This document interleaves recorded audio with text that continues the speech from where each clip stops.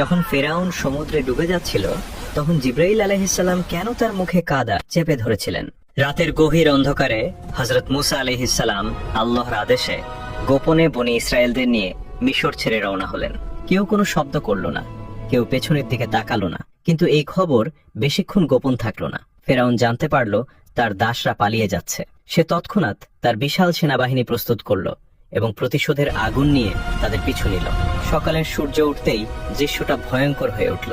সামনে উত্তাল গভীর সমুদ্র আর পেছনে ধেয়ে আসা ফেরাউনের সেনাবাহিনী। বনী ইসরায়েলরা ভয়ে কাঁপতে শুরু করলো এবং বলল, আমরা তো ধরা পড়ে গেলাম।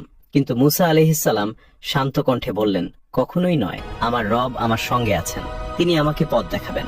তারপর আল্লাহর আদেশে মুসা আলাইহিসসালাম তার লাঠি দিয়ে সমুদ্রে আঘাত করলেন। সঙ্গে সঙ্গে সমুদ্র দ্বিখণ্ডিত হয়ে গেল। পানি দুপাশে বিশাল পাহাড়ের মতো দাঁড়িয়ে গেল এবং মাঝখানে তৈরি হলো শুকনো পথ। মুসা আলাইহিসসালাম আর বনী ইসরায়েলরা সেই পথ দিয়ে হেঁটে ওপারে পার হয়ে গেলেন। অহংকারী ফেরাউন এই অলৌকিক দৃশ্য দেখেও থামেনি। সে তার সেনাদের নিয়ে সেই পথেই ঢুকে পড়ল।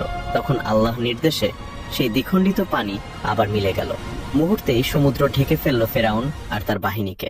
মৃত্যু নিশ্চিত দেখে ফেরাউন তখন চিৎকার করে বলল, আমি বিশ্বাস করি বনী ইসরায়েলরা যার উপর ঈমান এনেছে তিনি ছাড়া আর কোনো উপাস্য নেই। আমি এখন আত্মসমর্পণকারীদের একজন। ঠিক সেই মুহূর্তে জিব্রাইল আলাইহিসসালাম সমুদ্রের তলদেশ থেকে কাদা তুলে ফেরাউনের মুখে চেপে ধরলেন। কারণ ফেরাউনের এই স্বীকারোক্তি ঈমান ছিল না, বরং তা ছিল কেবলই মৃত্যুর ভয়। আর আল্লাহ তাআলা সেই তওবা কবুল করেননি।